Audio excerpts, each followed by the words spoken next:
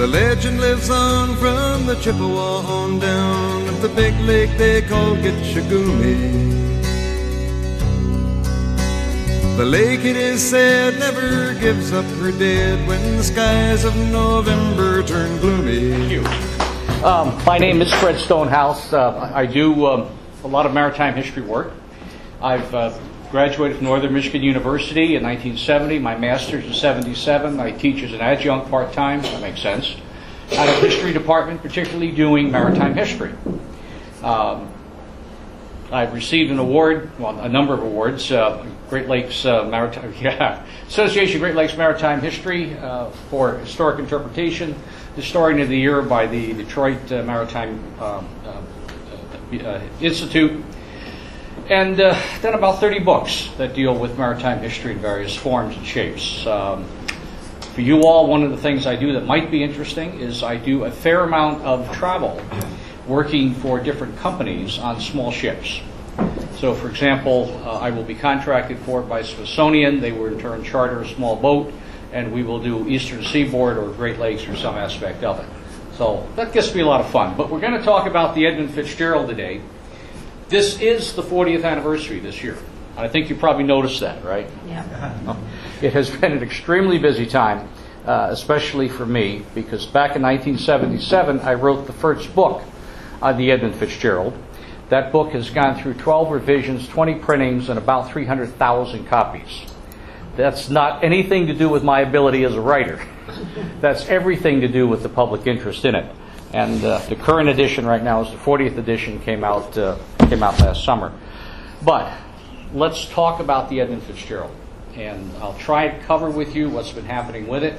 I'll try to get you into the mystery of it and to leave you with some explanation as to what could have occurred.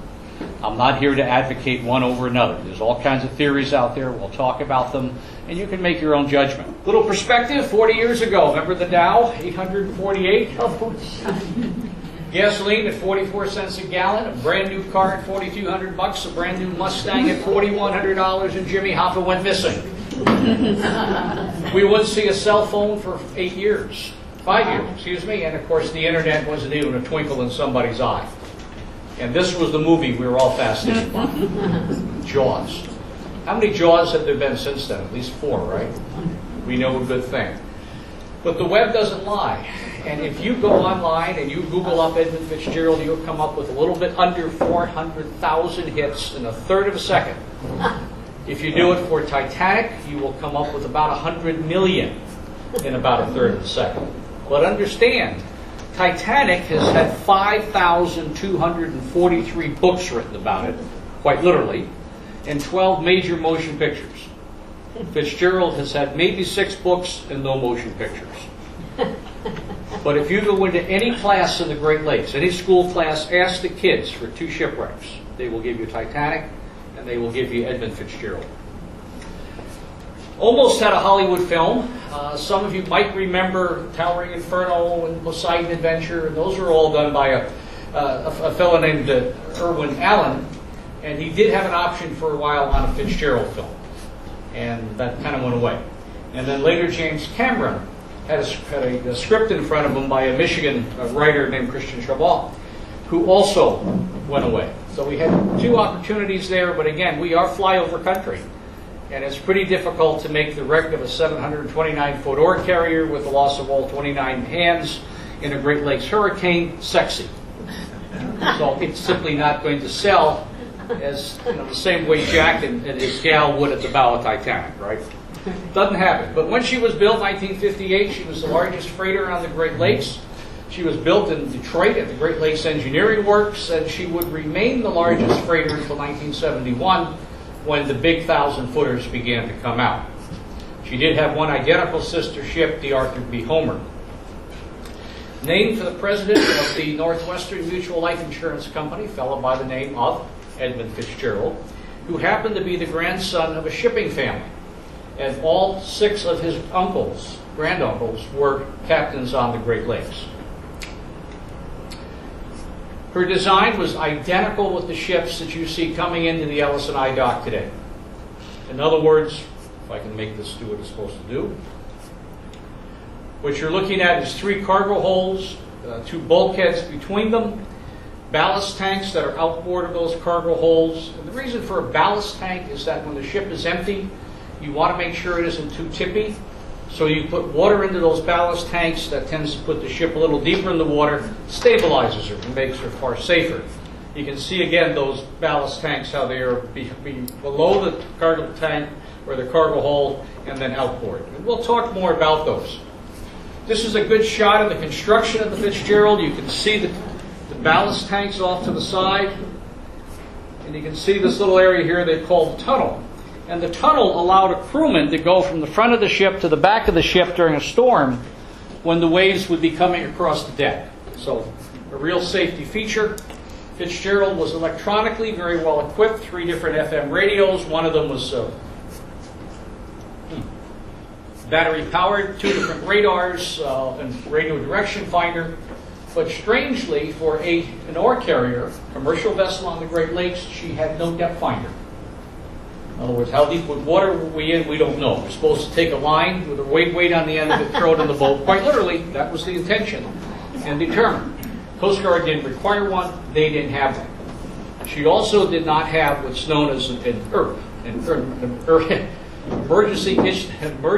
emergency position indicating radio beacon, which in effect is a little floating device that will break off the boat when the boat sinks, float in the water, antenna comes up, that sends a signal to a satellite, that tells the satellite to do a downlink to the Coast Guard, that downlink saying SS Edmund Fitzgerald has sunk this location this time of day. And that then allows the rescue guys to come right in to where the boat sunk. She didn't have one. This is a ship that was built directly after Fitzgerald. I think she's hull number 302. And it's up at the LSI dock. This is the Fast Freddy, or the Herbie Jackson, rather. Herbert Jackson. Everybody calls her the Herbie. Which you can see how those cargo hatches are open. The only difference between her and the Fitzgerald is this cargo boom that she has. The Fitzgerald never did have a cargo boom. One was not added to her.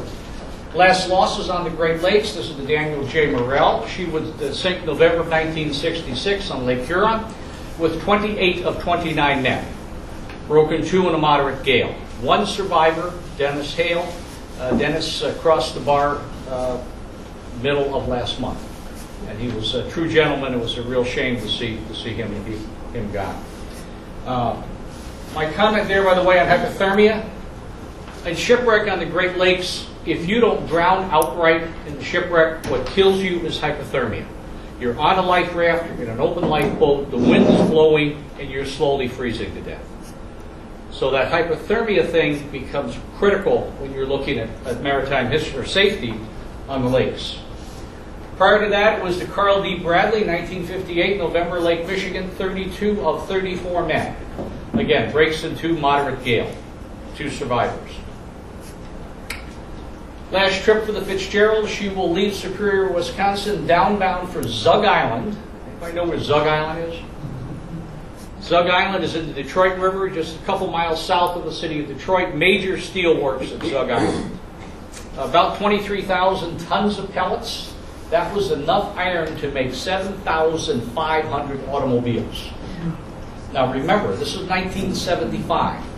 They're real cars back then, right? Not these little things we have today. By no means a record cargo for the Fitzgerald when she left. Beautiful weather too. Indian summer day, temperatures in the 70s, calm winds, and she will depart downbound from Superior. A little bit off of Two Harbors, Minnesota, she will fall in with this boat. This is the Arthur M. Anderson. Anderson will slide in about 10 miles behind her. Both of the boats will decide to take the north route across Lake Superior for protection. 2 traditional routes going from the lakehead right along the south shore. It's a little quicker, it's shorter, but it's open to all of the north winds in the fall.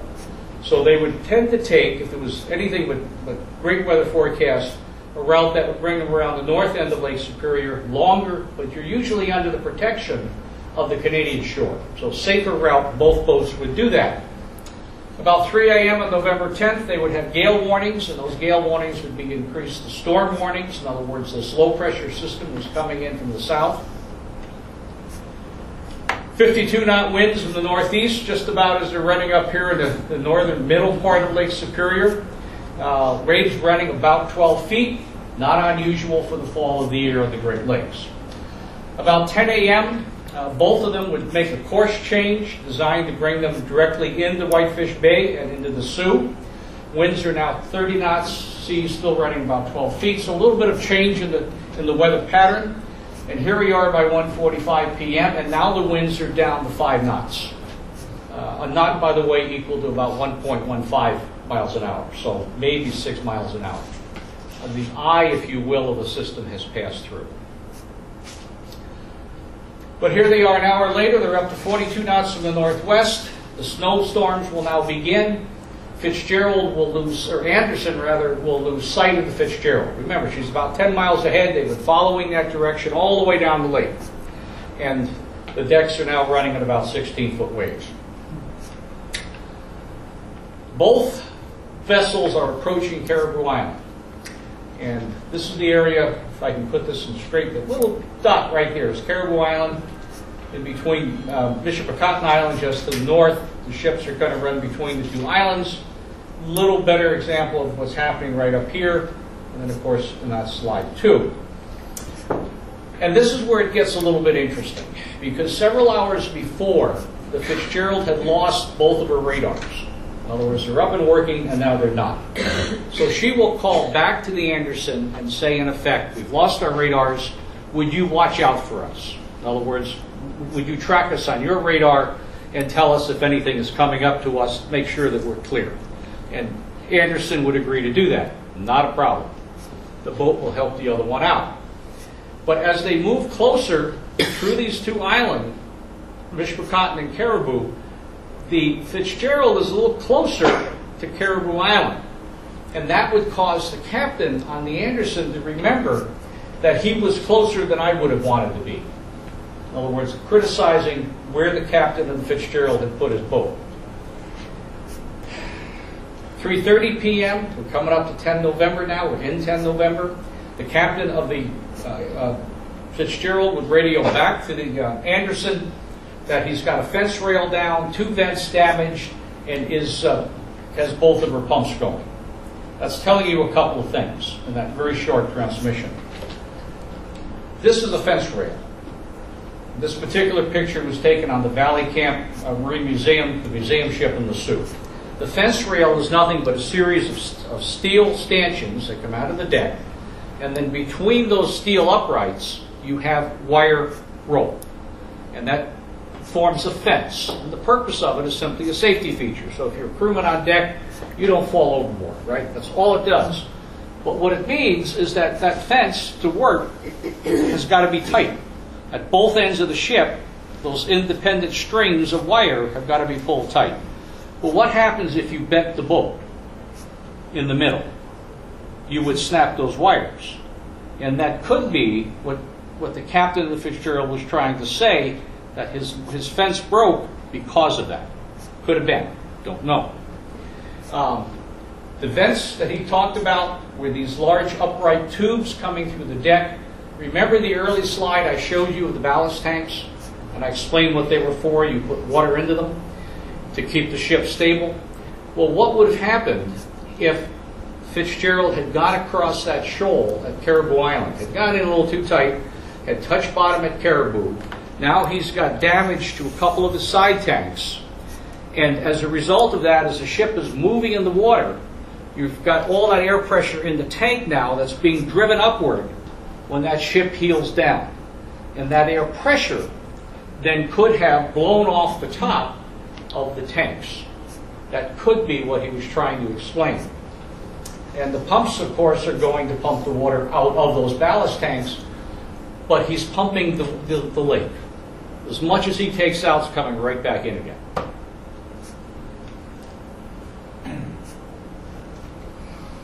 At 4 p.m., the Fitzgerald is going to talk to a couple of upbound salties. Salties is a saltwater vessel. In other words, one trading ocean coming into the Great Lakes through the Welland Canal. And he will, in effect, tell him that he's got a bad list, lost both radars, taking heavy seas over his decks in one of the worst seas he'd ever been. That's the information coming again from the Fitzgerald directly to this other vessel in the area. 6 p.m., the Anderson is going to encounter 25-foot waves. Now, this is where it gets interesting, because in speaking with the captain on the Anderson, he tells me, Fred, I'm in the pilot house, which in front of the boat. I look to my back, and I can see a wave come up on top of my sternhouse. The sternhouse is that structure above the deck where the smokestack usually comes through. And on either side of that is going to be a couple of lifeboats up on davits. Those lifeboats are 40 feet off the water under normal circumstances. He said, Fred, I had a wave come right over top of that lifeboat, bash its way through the canvas covering on top and damage the bottom. Wow. So big seas, big conditions that both boats were running in. So at 7:10 p.m., the Anderson is going to radar, or rather 7:10 p.m., the Fitzgerald is going to radio the Anderson and say, quote, we're holding our own, in reply to conversation going back and forth. That was the last transmission from Fitzgerald. All after that, silence. She disappears from the Anderson's radar. Because remember, Anderson again was following her. She disappears. Well, the Fitz is now about 15 miles northwest of Whitefish Point. Whitefish Point right there, Fitzgerald right about there. The light at Whitefish Point was out that night. It wasn't on. Now, you could suggest, you could make the argument that Fitzgerald was looking for that light in terms of their navigation. Find the light, you have a better idea where you are, where can we steer. However, the light was recently automated by the Coast Guard. In other words, no light keeper, just an automatic device. That device was controlled by the Coast Guard in Sault Ste. Marie, Michigan, over telephone lines. So what happened during the storm? Thump. Down go the telephone lines, out goes the light, end of game. That's not Fitzgerald, please. It's just a ship in heavy weather. But the Anderson's disappeared, or rather the Fitzgerald has disappeared. The Anderson now will call other vessels around. Anybody see them? What's happening? The snow clouds have cleared enough that visibility is excellent. Finally, 8:25, the Anderson will call the Coast Guard at Sault Ste. Marie, explain that they can't find the Fitzgerald. The young Coast Guard watchstander, the fellow that's on radio watch, will reply to the Anderson to keep his eye open for a missing 16-foot boat that had broken loose from shore somewhere. And to his great credit, Captain Cooper on the Anderson is able to kind of break through that little Coast Guardsman's mentality and convince him that he has to call the Rescue Coordination Center at Cleveland and get this whole search and rescue effort going. And he would finally get that done. So certainly his persistence is what caused the early start. Well, eventually, an hour and a half later, an old seaplane, World War II, from Traverse City would kind of rumble aloft and head for Fitzgerald. Next day, there'd be an HU-52 helicopter that'd be on the search. A Coast Guard C-130 would come in from North Carolina. Eventually, Michigan Army National Guard would provide another aircraft, as would the Canadians. However, Sioux Coast Guard would send out their tug, the Naugatuck, blistering along at 9 miles an hour, 110 foot, 36 years old, and she would break down twice en route, and had a heavy weather restriction anyway that she shouldn't have been out there. Big boats that could have assisted would have been the Mackinac, icebreaker Mackinac, as well as the Sundew, 180-foot buoy tender, but both of them were down for maintenance. In other words, planned maintenance, we're going to do it in the fall of the year. Now you think about that a minute. And you say, that doesn't make sense, because that's kind of like when shipwrecks happen is in the fall. Maybe the assets ought to be available. The one boat that was ready to go was at Grand Marais, Michigan, and that was this one, 36-foot motor lifeboat, wooden boat, built 1952. Can you picture being out in 25-foot seas? She's ready to go. Coast Guard would call her off at the last minute, but that literally was the best asset they had. So the bottom line is no Coast Guard craft capable that night of going out and rendering any aid or assistance. Not that they could have, under what probably happened. The best help actually came from the commercial side of the house. There were 7 commercial freighters, including the Anderson now, that had made her way behind Whitefish Point, put the anchor down out of the worst of the northwest storm. Coast Guard would contact Cooper on the Anderson and ask him to go back out. And Anderson, well, Cooper had to think about that. His responsibility is not to the Fitzgerald. His responsibility is to his ship and his crew. And you don't risk either or hazard them without real thought. So Cooper brought together his crew down the mess deck, explained what had happened, explained what the Coast Guard wanted, and explained that he was going to go out. He made the decision he was going to do it. And as they were getting ready to hold the anchor and move out, the second cook comes into the pilot house and hands him a mayonnaise jar. And in that mayonnaise jar is a cassette tape.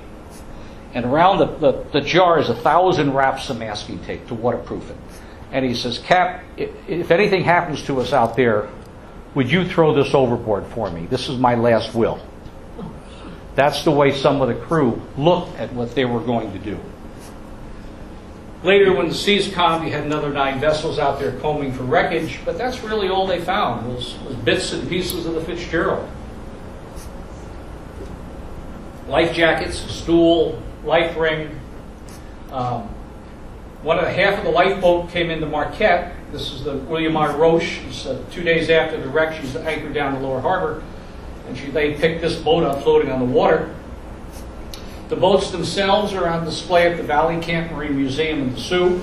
They are quite spectacular. If you haven't seen them, you need to visit it. You need to just understand the power of Lake Superior in that shipwreck. There is no evidence that any crewman ever got in one. This is half of that boat floating in half. Both of the automatic life rings, or rather automatic life rafts, work perfectly well. These automatically deploy, they open up, they survive storms well, they keep you out of the wind. Remember that hypothermia problem? But the Coast Guard had no mandated requirement for training in any of them. So you're mandated every week to train in the lifeboat, which, by the way, will kill you if you ever get into it. And you probably can't get into it in the storm. But the life raft that will keep you alive, we don't require training in. So the technology and the rules just weren't even in close compliance. They found the wreck 3 days later, 3 days later actually. This is the Naval Anti-Submarine Aircraft. It's a P-3 Orion up from Willamette, Illinois, where they had a station, a squadron station. They picked her up in 550 feet of water. Following May, they were able to get out there with a curved unit, cable-controlled underwater recovery vehicle. Very capable, 35 millimeter still cameras on board, lots of motion picture cameras, video cameras, articulating arms. And they would put an awful lot of effort into looking at the wreck using this particular unit. And what they found was a very bashed up piece of iron, piece of steel. You can look how the pilot house windows are distended and knocked in, but you notice that you still have glass in this section, pilot house. You can look at the hull and see the way the hull is just torn apart as if it was cardboard. And rivets popped like they were made out of plastic. From that, they produced a series of sketches, mosaics of what the curve has seen. And again, look at a huge amount of 900 still pictures and 56 hours of dive time. And what you're looking at is the bow of the vessel extremely, extremely damaged. And we'll take a different look at this too. 2 major portions of wreck, about 250 foot on the stern, about 270 foot towards the bow. The portion in the middle is there. I'll show you an image of it. It's not really missing. The bow is upright. The stern is upside down.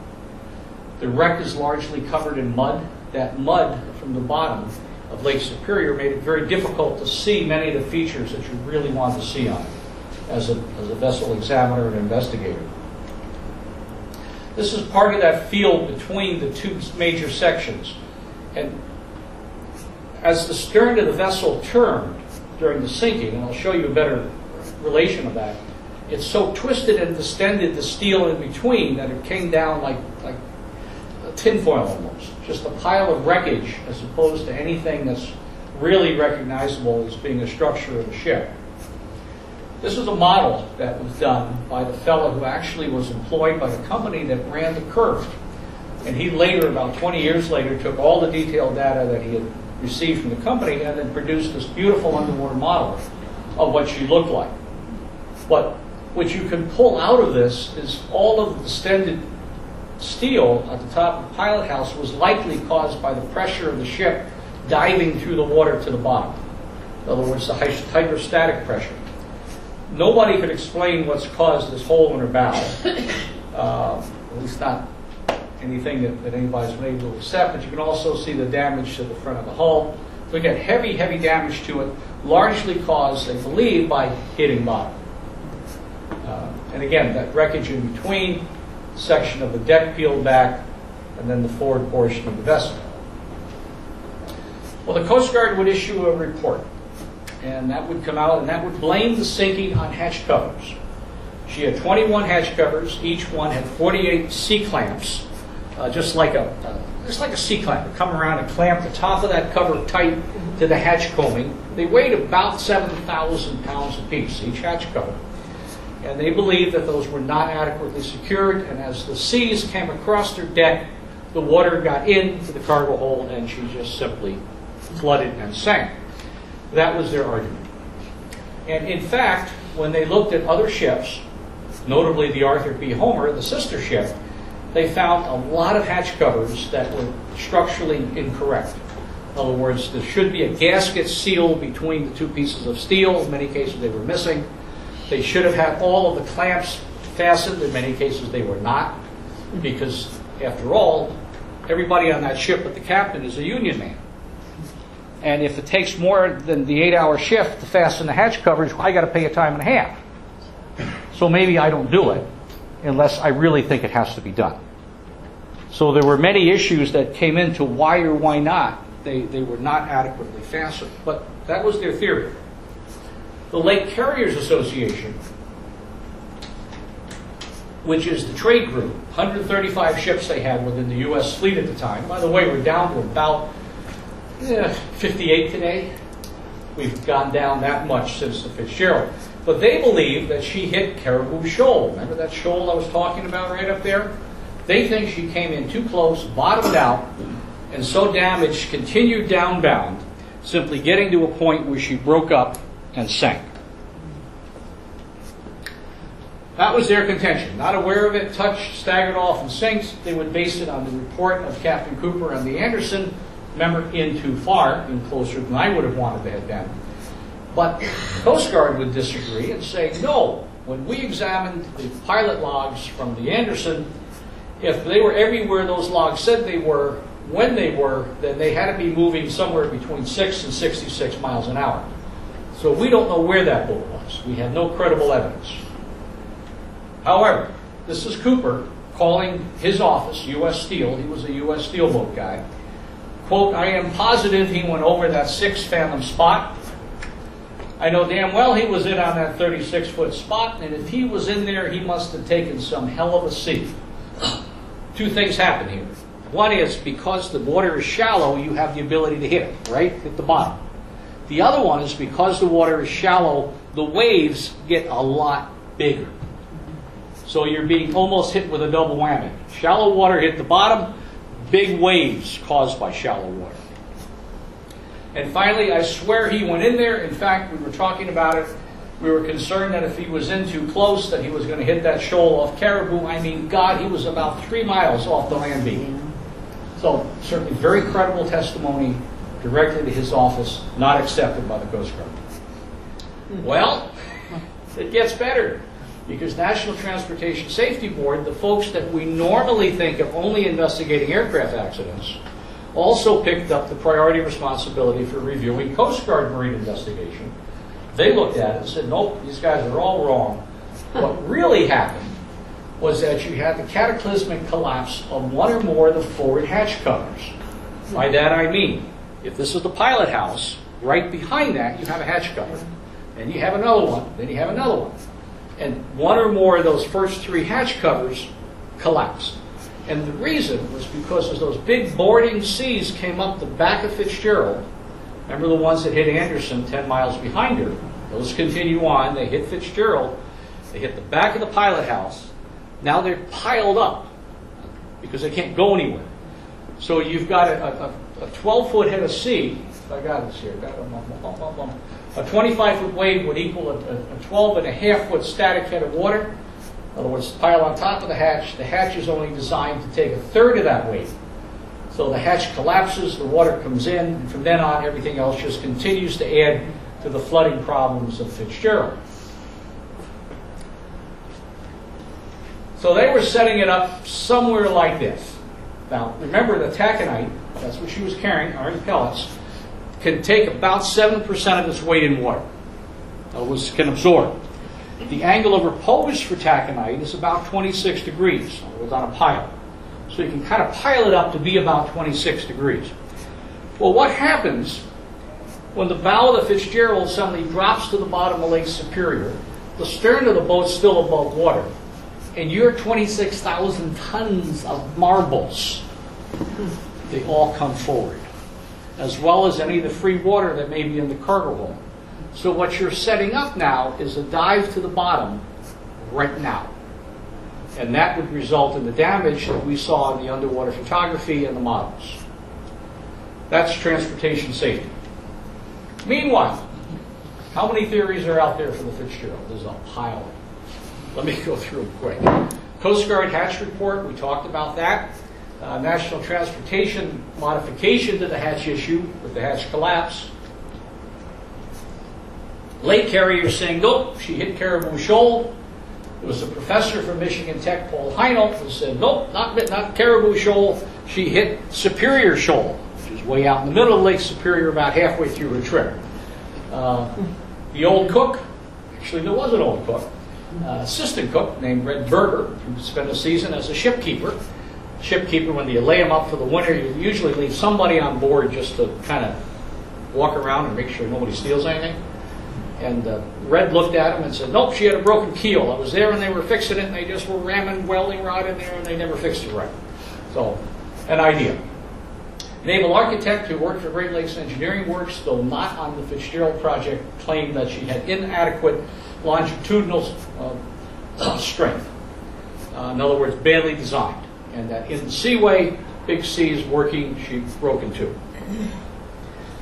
Three Sisters was a wave theory. Remember I talked about the big wave that hit the Anderson? Well, actually there was a series of three of those, and those are not uncommon on the Great Lakes, and become part of it. To a point they're lore, to a point they're real. As we talk, University of Minnesota Duluth is doing research on rogue waves on Lake Superior, and they are finding waves that are double the size and predictability. So indeed the idea of rogue waves is real. And whether they played in the Fitzgerald or not, don't know. Theory. And my favorite theory, space alien. Let me give you a life lesson from that.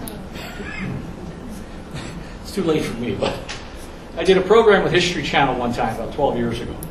And they've got you sitting down, they've got all the lights on you, and they're asking you one stupid question after another. You're getting a little bit tired about this. So you kind of say, I want to end this thing right now. I've been in this about 3 hours. I'm hot, I'm tired, I'm thirsty, I'm sleepy, I'm all those things, right? So they ask the final question, what do you think sunk the Fitzgerald? And I say the first thing that came into my mind, space alien. Well, the good thing was it ended the interview right there. The bad thing was, what do you think they used on TV? Okay, aftermath, what did the Coast Guard do to clean up some of the issues discovered? They finally approved survival suits for use on the Great Lakes. Anybody remember the cartoon character Gumby? Yeah. Well, these are like Gumby suits, because that's kind of what they look like when you put one on. But you can get into them in 19 seconds, that's the requirement. All clothing, seal it up tight, you now are insulated, you can float, and you can survive for a long period of time.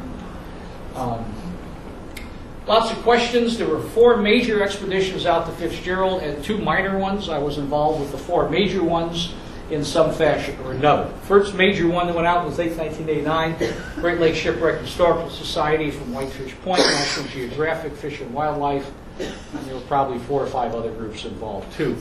And we used it as a technology demonstrator for particularly height definition color television rover units. Didn't really find anything new on the wreck beyond greater clarity to what was there. After that, in '94, there was another one done by Dr. Joe McGinnis, working together with Harbor Beach Foundation in Miami. Joe McGinnis is a Canadian scientist who focuses on environmental issues. And he was doing an environmental survey of the Great Lakes with Harbor Branch. They wanted to do Fitzgerald because environmental science isn't sexy. And you don't get a lot of publicity on environmental science. But go to the Fitzgerald, lots of publicity. So that's really why they went. Later that year, there was another expedition put out there by a private individual, Fred Shannon, out of Mount Morris, Michigan. He wanted to do a book and video, so he hired his own submarine and went out there and shot a lot of material, none of which ever appeared. In 1995, the last real expedition out there was put together. This was in combination with Canadian Navy, Great Lakes Shipwreck Historical Society, National Geographic had a piece of it, against several other minor supporters to it. And the idea was to remove the bell of the Fitzgerald and put it on display at Whitefish Point. And it came about like this. The family members, remember, not a single body of any of the crew have ever been recovered. Zero. So family members thought that they needed something for closure. And they were looking for something from the ship that would do that. The bell usually represents the soul of a ship. So the family members made application through the Canadian government, because the wreck is in Canadian waters by a couple hundred yards, to allow the removal of the bell that then could go to the Great Lakes Shipwreck Historical Society, Whitefish Point, as a monument, if you will. And that was a process that was agreed to by all the parties. So the expedition went out and the bell was removed, and it presently is on display at Whitefish Point. This is part of the process of that particular dive. Canadian Navy contributed a couple of submersibles. Part of the pilot house, and this is the door that's open in the pilot house. So we found that in 1989, and you scratched your head on it ever since, because why was the door open? Was somebody getting ready to leave? Or was the wind coming such that you wanted better ventilation, so you opened the door opposite the wind? There were lots of theories to it, but no decisions. This was an armored diving suit, by the way, that was used. The wreck's in 560 feet of water, and at that depth, for any workable time, you needed to have something like that nude suit. I don't know if this will work, but let me try.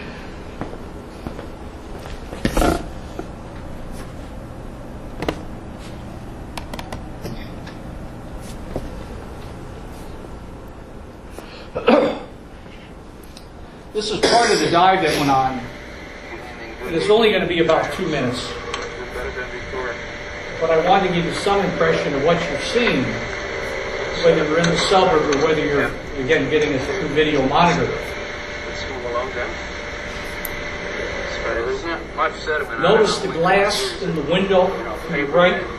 So any mud that's on top of the wreck was deposited there when it hit bottom. This is the door to the pilot house that's open. Back up and go around here. See the doormat up there? Up on top. The doormat is probably in there and it came out.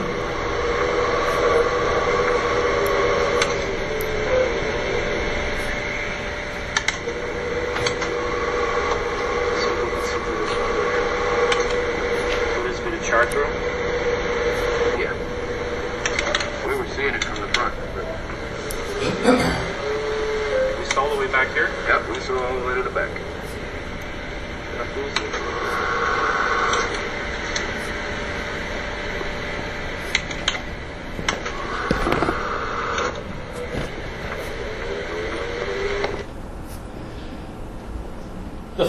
The sixth and last dive to the Fitzgerald was done by two fellows, blue hole divers from Bermuda.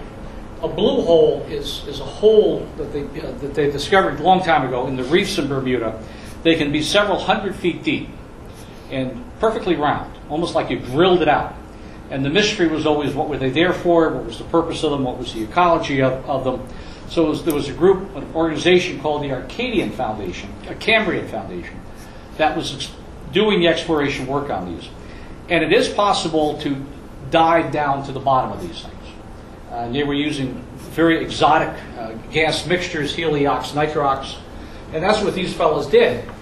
There were 3 of them that decided they wanted to dive Fitzgerald. 2 of them actually would. They drove on up from Florida. They went to the Canadian government and said, "Can we get a permit?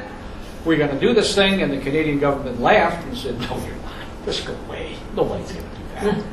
And they did. They rented a boat. They went out, put the hook in. 2 of the guys went down and did the bounce. 12 minutes of bottom time, 8 minutes going down, 4 minutes on the wreck, and 2.5 hours coming back up. And they did it for the T-shirt. You know, the one that says, "Been there, done that," got the T-shirt only for that reason. And that ended any human work on the wreck. The Canadian government has since closed it off as a grave site and allows no diving activity there at all. 2003, the Great Lakes Shipwreck Historical Society had a new side scan unit. They wanted to try it out. They went out to the wreck, put a couple of passes on it. They were quite remarkable because they showed the entire deck structure having collapsed. But that set people off. All of a sudden, you're diving the wreck, you're exploring the wreck, you said you weren't, rat-tat-tat-tat-tat. You had my comments there about idiot readers and idiot problems and idiot writers because they managed to ball this whole thing up to the feeling that people were actually diving it. Of course, they weren't. It strictly was video imagery. But, again, Canadian government stepped back in and said, no, we include side scan with that. Cottage industry for it. Postcards, prints, puzzles, cards, beer, I mean, anything you want, you can get from Fitzgerald. Two schools of thought on it. One school says, that's terrible, you're making money from this terrible tragedy, and that's not a good thing. The other school says, wait a minute, what you're really doing is using all of these things to help the concept of Fitzgerald stay alive. Every one of these things in some way speaks to the ship and to the crew. So it's probably a good thing rather than a bad thing. Cottage industry, 2 different plays that were done on Fitzgerald. One came out of year 10 called 10 November. A fellow by the name of Stephen Dietz did it. It is extremely Brechtian. Brechtian plays are dark, disturbing, mentally unbalanced productions, in my opinion. The much better one is the one that Shelley Russell did here at Northern, Holding Our Own, and I thought that was quite remarkable. Different ways that you remember it. That's a schooner of beer, Fitzgerald beer with a little tiny Fitzgerald on top. And do you really want to have a 16-foot Lego model of Fitzgerald? The Great Lakes Brewing Company in Cleveland, Ohio is today, I think, 16th, right? They're doing a brewmaster's dinner where they've taken the final menu of Fitzgerald and paired it up with beer. So you're having apple cider donuts with beer cider glaze with winter Fitz. Deep fried chicken wings with a honey porter glaze with Edmund Fitzgerald porter. Again, different ways of remembering the ship and crew. How about a tattoo? Or a bigger tattoo?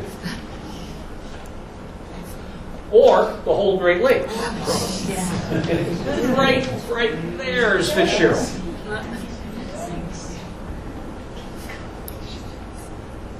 The Old Mariners Church in Detroit. If you remember the song, how did it go in the song? The musty old Mariners Cathedral. I'll tell you the exact words. Say again? The exact words used to be in a rustic old hall in Detroit. They prayed in the Maritime Sailors Cathedral. You are correct. They used to do an Edmund Fitzgerald service. When you go back to that song, by the way, that's where it came from. In other words, when that boat went down, when that sank, the rector of the church, a fellow by the name of Peter Ingalls, heard it on the news, went immediately into the church, immediately did his prayers for the crew, and immediately rang the bell 29 times in their memory.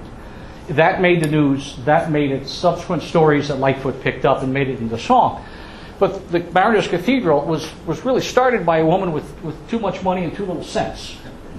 Because she figured if she could build this church, she could save the souls of sailors. Oh. Hence it became the Old Mariners Church, and everybody knows you can't do that anyway. Save the souls of sailors. We're all lost. But they would have this wonderful survey or service on the Sunday nearest to the loss, where they would have all the old sea captains lined up in the back of the altar in full uniform. They would have the model of the ship, and they would sing the song, and they would celebrate the Edmund Fitzgerald. And in some cases, Lightfoot would appear and play.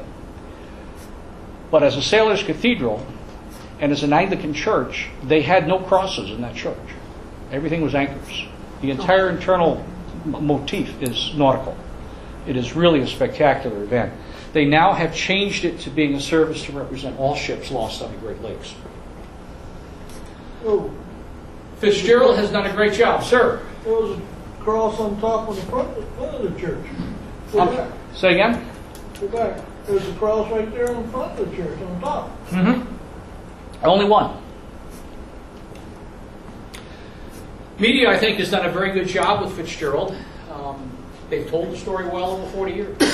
They have not created the story, they've rather told the story. That is unlike some of the other ones. My comments, little sailing ship there is the Rose Simmons. Anybody hear the story of the Christmas tree ship?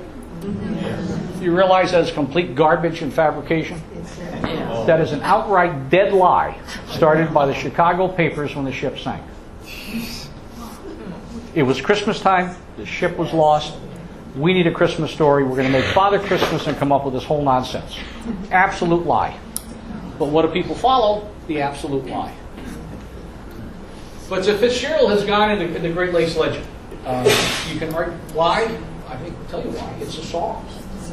It is totally the song. When Fitzgerald sank, it was a very unique period in broadcasting history. It lasted about 3 years, where you had 50,000 AM clear watt channels, or 50,000 watt clear channels. You had a requirement in Canada where 50% of the content of the broadcast station had to be Canadian content. You also had the ability on both US and Canada for the DJ to pick his music. He could pick and play what he wanted to. Today it's all kind of this homogenized, centrally driven playlist of stuff. It's no longer the DJ that's driving it. So you had a song that becomes #1 on the Canadian charts for nearly 6 months, the Wreck of the Edmund. You had the same song on the US Billboard, #2 for 23 weeks. Unique opportunity. Couldn't happen any other time than that very short period of time. And that's what gave us the tremendous popularity of the song. Of course, the classic storm, no survivors, no witnesses, no answers. I was up at Whitefish Point for the ceremony on the 10th. They allowed me to be the keynote speaker for it. The day before, Lightfoot was up. For the heck of it. He flew up, landed in the Sioux, rented a car, drove to Whitefish Point, and met with the family members who were there. And they spent the day just talking and eating pasties. That was his way of getting to know them better. There was nothing, no concert, no money, nothing. And then he got back on the plane, went off to Massachusetts for a concert that night. I think a very wonderful gesture that he made. He even changed the lyrics of the song from the complaints of family members, because that part about the original song, 7 p.m. a main hatchway caved in, some family members interpreted that to mean that their men hadn't done their job right. So Lightfoot would change that to, at 7 p.m. it grew dark. It was then he said, fellas, it's been good to know you. So he made that change in the verse. Now here's a question for you. We celebrate Fitzgerald. We just got done we're doing it today, otherwise I wouldn't be talking about it. But why not the others? This is the centennial year for the Eastland. The Eastland was a steamer that rolled over the Detroit River in July of 1915 with the loss of 841 people. Other than local celebration, local ceremonies in Chicago, few, nobody knows. Take the Chicago River tour, they probably don't even mention it. No. Why not the Bradley? I mentioned that earlier, 58, 33 or 35 people, or the Morel, 28 or 29. How about the 1940 Armistice Day storm? We just got 4 days done with that. That was November 11th that struck. 3 ships wrecked in Lake Michigan, 2 of them with all hands, 59 men. 75th anniversary this year. Absolutely just passes. 1913 storm. 250 dead sailors, 9 ships disappeared, 17 wrecked. What about this one? 1 October, 790 feet long. U.S. flagged, U.S. built, U.S. owned, largely U.S. crewed, U.S. operated. This appears in a hurricane east of Bermuda.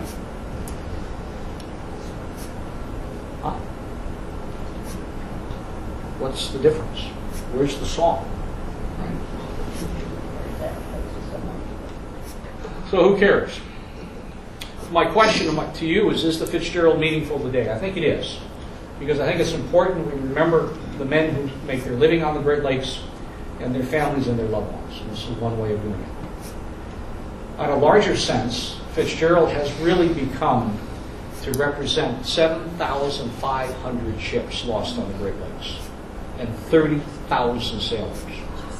And in the public's mind, the Fitzgerald has to some extent taken that icon on, has really become that part of the legend of the Great Lakes. So for those reasons, I think it's important that we certainly remember Fitzgerald. Does anyone have any questions? Yes. Ma'am? Does the Coast Guard now require training on those life raft? Yes. Does the Coast Guard now require training on the life rafts? Yes, they do. Sir?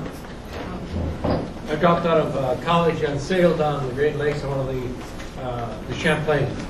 And I was not surprised to hear that the ship had sunk at that time and where it sunk. Because the last trip that we were taking, as we were approaching Whitefish Bay, I was in my bunk and looked out my porthole, and all I could see was water on the backside. And I'm pretty high off the water in the back, and the ship was really rolling. We made the turn, and we were in and out of the seas and out of the wind. So when the thing sunk, I said, makes sense.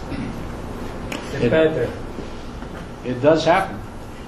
Sir? I would say that Lightfoot gave the families more than the owner of the ship did. They didn't even. These people learned about the accident in the news. They hadn't been told about exactly their. That's right, sir. Some of those hatches are visible on the wreck, aren't they? Are they damaged? The question is, are the hatches visible on the wreck? Are they damaged? The answer is most of them are not visible enough to make a determination. In other words, the mud has covered them to such an extent that they weren't able to make a finite judgment on it. How many Edmonds Fitzgeralds went down before this one? Because there was other ships named this, and the family was upset that they had named this one and felt maybe it was cursed, and that's why it went down because of that. The question is, how many other Edmund Fitzgerald sank? Because the family was upset that this one was named after the ship that sank. One. There was a schooner, Edmund Fitzgerald, that sunk in Lake Erie, like 1889, I think. And I don't believe this one was named firmly after the president of the company. It was coincidence that the other one was involved. Any other questions? Fred, that ship was considerably longer than the water deck, and it's broken in half. The Cedarville is also broken in half, but it doesn't have that debris field, and you probably go to Cedarville as much as I have. And I know you go over this in your book. Can you talk a little bit about whether they think it just sank, whether it went bow down? It seems to me there'd be more damage at the bow. And I don't remember if the Titanic was broken in half too. And that went down a lot further. Yeah, the question is whether the ship is the question, I think, is really what the dynamics were of sinking. Did it break on the surface, or did it break when the bow hit the bottom? And the Cedarville rolled over. It was Right. broken in half. The question is, I guess, why the ship was broken in half and what the sinking process would have been. Transportation Safety Board believed, again, that she dove for the bottom. And that the theory, as they set it up, was that when she struck the bottom, the torquing motion of the vessel still moving, and that stern still out of the water, caused it to kind of snap over on its side. So as that stern area moved, it broke loose from the steel of the ship, from the remainder of the ship. And then that center portion just is really where the twisting moment occurred that reduced it to rubble. That was their theory. Now, an ore carrier is designed with half of the longitudinal strength of a seagoing vessel. If you had an ocean-going craft, then that ship, the longitudinal strength forward to aft would be double. And that's because on the open ocean, you're taking much bigger waves over a longer scope between them. That makes sense? So you tend to sail up one and sail down the other. But that strength of the ship then becomes more important. On the Great Lakes, the waves are going to be smaller, and they're going to be a lot tighter together. So you're not ever doing this. You're really doing this. And the support then from all of the smaller waves on the ship is thought to be sufficient. That's a basic design function. A number of the Great Lakes ships that they have scrapped out, and they usually scrap them out in Turkey, or some cases Spain. They'll tow them across the Atlantic for scrapping, and they'll lose them on the way. They'll literally break in two in the ocean. Interesting problem. What Dr. Winkler was talking about was the Cedarville, which is a wreck just to the east of the Mackinac Bridge. And 1965, she's coming upbound. A Norwegian vessel, the Tucken Fjord, I think, is downbound, and they will collide in the fog to the east of the Mackinac Bridge. And the Cedarville will roll and sink. 10 men, 11 men, I think, lost. Yeah. For a load of limestone. Limestone coming up from Alpena. But again, you go back to the strength of the ship, and even as you roll it, if the hull is not as strong as it would normally be being an ocean craft. So cracking, I think, is the logical outcome of it. The Bradley broke in half too. Bradley broke. And U.S. Steel denied it. And the survivors saw the bow sailing away, didn't they? Yep. You see, what happens, what Dr. Winkler was alluding to, gets into the Fitzgerald too. You're a family member. How do you get paid off? You just lost your Uncle Frank, your father, your brother, your whatever. How's the insurance payment made to you? Or what payment do you receive for it? If it's an act of God, then that's a whole different set of numbers. If it's neglect by the company, then that's a much bigger set of numbers. So in the case of the Bradley, where there were two survivors in a raft, watching the front half of the ship quite literally go this way and the back half go this way, and when they appear at the Coast Guard investigation, the Marine Board, they say, well, this is what happened. We watched it. They weren't believed. So when the final insurance payments came and all of the financial sides were finally determined, it was a much smaller amount of money. In 94, maybe, early 90s, mid-90s, they went back out there with a submarine and looked at the wreck. In fact, one of the survivors went down with them, and sure enough, 2 pieces. But by then, it's too late. I talked about the El Faro, which was the one that disappeared in a hurricane just 1 October.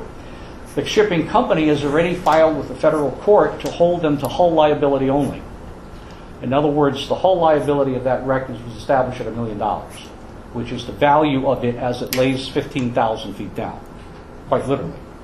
Well, $1 million divided by 28 men, or 33 men, and well, there was at least one woman on board. There was one female officer there on that boat, I think a third mate. Well, regardless, between 33 people is much. So the family members, in turn, are trying to figure out a way around that. And in fact, the family members from El Faro have been talking with family members from Fitzgerald, saying, how did you do this? Because they've been pretty good. the Fitzgerald family members in getting some things from governmental agencies. So we'll see how well that works. That's a whole different series of law that you get lost in. Ma'am? Has the design of the Great Lakes carriers been strengthened in the intervening since then?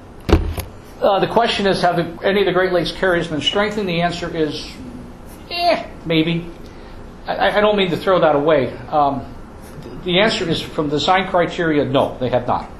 As the ships go in for repair and maintenance and upgrading, there's things that are always being done to them, so you can argue that, yes, they're incrementally stronger. But it's been 40 years. So whatever we were doing right has been pretty good, because it's been 40 years since we dropped the boat. And that's what the shipping companies will tell you, and I think they're largely right. And if you watch AIS, the automatic reporting system, well, let me back away from that or I'll get lost in the detail there, but one of the interesting outcomes from Fitzgerald is that to the Great Lakes maritime community, it was yesterday. If you're a sailor on the Great Lakes, Fitzgerald is current events to you, quite literally. They know it happened, they know the details of it happened, they tend to follow the discussions about it, because they take care.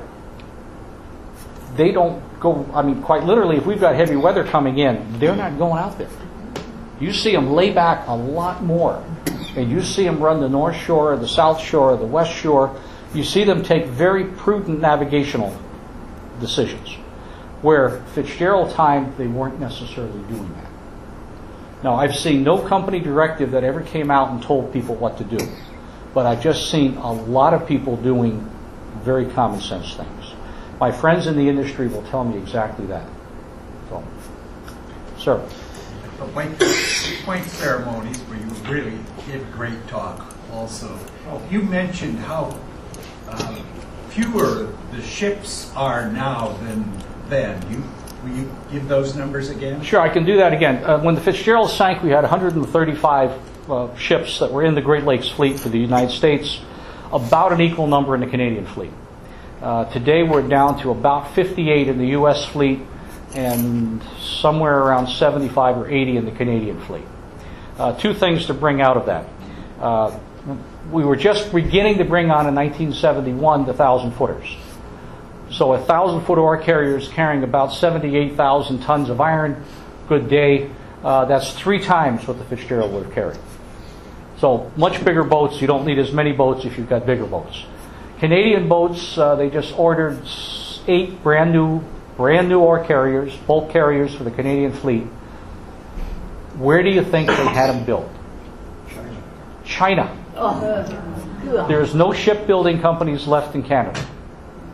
You can't build a big boat in Canada. But interesting enough, they came across the ocean. They came across the ocean. So they didn't break in half. They didn't break in half. So they did something right. I'm sorry, ma'am? Would it have been possible, and I don't know what mariners say about this, but on that day, couldn't the captain of the Fitzgerald have gone further north, toward Canada, and anchored and waited out the storm instead of pivoting eastward and staying on his northern course? The question is, couldn't the Captain McSorley of Fitzgerald have gone to shelter along the northern shore and kind of waited it out? Yeah, an anchor. The answer is yes, he could have. The problem is, the storm didn't sink the Fitzgerald. The storm was pretty bad. It didn't sink the boat. Something else happened to Fitzgerald. She touched bottom, maybe. Maybe she had a cracked her hull like the other two did, the Bradley and the Morel. Maybe it was structural failure on the surface. All of these become possibilities. But everyone is convinced that something else was happening. Because the Anderson survived the storm well, the Henry Clay Ford survived the storm well, the 3 upbound Salties did okay. Everybody got beat up a little bit, but there was never a threat to any of those ships. So something else was going on with Fitzgerald. But he could have. You gave us the evidence of why the Fitzgerald sank. It was the waves came over over the stern and had the weight on the hatches and collapsed the hatches. The other piece of evidence, the waves took the hatches off. They weren't attached. Now, that's two pieces of evidence right there that you didn't expand on. The question was the theory that the waves could have taken the hatches off. In other words, literally lifted them. Yes. The other one is the piling of the waves that could have collapsed the hatch. Okay, what I didn't tell you was both of those theories are postulated on the idea that the Fitzgerald was in some fashion taking water.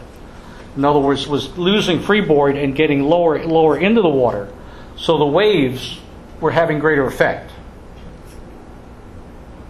The problem with doing a Fitzgerald program is you can do it for hours. And I don't mean that in any negative fashion, but there's so much you can peel back that has implications somewhere else, that it's very difficult to try and do one in an hour that kind of makes sense and kind of encapsulates a lot of this. Let me leave you with one thing, though. There's a psychological theory that says if something didn't happen in our lifetimes, it didn't happen.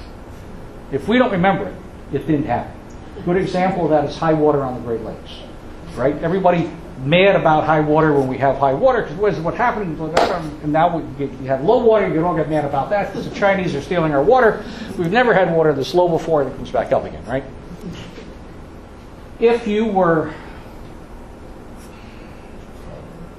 to understand Fitzgerald, it's argued that you probably had to be alive when it sank, because now you have some memory of it, instead of being just what you're getting out of media. If that's true, then you probably had to be 10 years old. I'm just picking a date, that we probably would have some memory of Fitzgerald sinking. We have had a 72% turnover in the U.S. population in the last 50 years from that date. 72%. That means you've got a whole lot of people out there that have no recollection of Fitzgerald from a first-hand point of view at all. That's kind of scary. Because again, what it means is what you're getting is everything from the media. Not necessarily a bad thing, but a different thing. All of us remember, I suspect, where we were when we heard about John Kennedy. I can give you a date and time and the place I was. A lot of us can tell you when we heard about Fitzgerald, where we were and what we were doing. Well, memories like that stick with you. And without those sticky memories, you kind of lose it a little bit. I can rattle forever. I don't intend to do that. If everyone is one more. You mentioned that none of the 29 men were ever found. Is that typical of the boats that go down? The question is, were none of the 29 men ever being found? You've heard the saying, Lake Superior doesn't give up its dead. And of course, the reason for that is the water temperature at the bottom of the lake. It takes a given water temperature, I'm going to say 45 and 46, I think, for bacteria to form in the human tissue. That bacteria produces gas, the body floats. If you know the temperature of the water, you can almost predict when the body comes up. Bottom of Lake Superior is going to be 36 degrees, maybe 37 degrees. They're not coming up if they're laying there. For Fitzgerald, it has always been believed that the bulk of the crew is in the boat.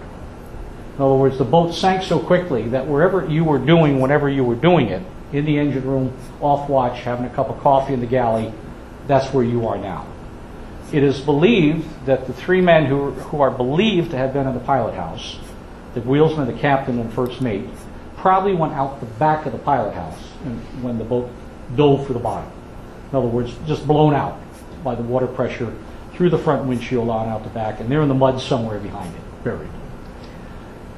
The 1994 expedition out reportedly found the body. They did find a body laying near Fitzgerald. I had a chance to look at the video on that and the still photography of it. It is my opinion it has nothing to do with Fitzgerald. It's simply somebody who was there. And that end of Lake Superior, the eastern end, tends to get all of the floats that come down from the northern part of the lake. In other words, there's many bodies have been found that they know the ships were lost off the western end of Lake Superior. The bodies were recovered in Whitefish Bay or around Whitefish Point with the shipwreck coast. So it would not be unusual to say that those remains came from somebody that was lost in 50 years before and just drifted that far before they ended up on the bottom. And there are other shipwrecks in the area of the Fitzgerald wreck with loss of life. So it could have been one of those fellows. So more than you wanted to know, but it is just, obviously a sensitive issue for a lot of people. Thank you again for your time. The legend lives on from the Chippewa down of the big lake they call Gitchagumi. Superior, they said, never gives up her dead when the gales of November come early.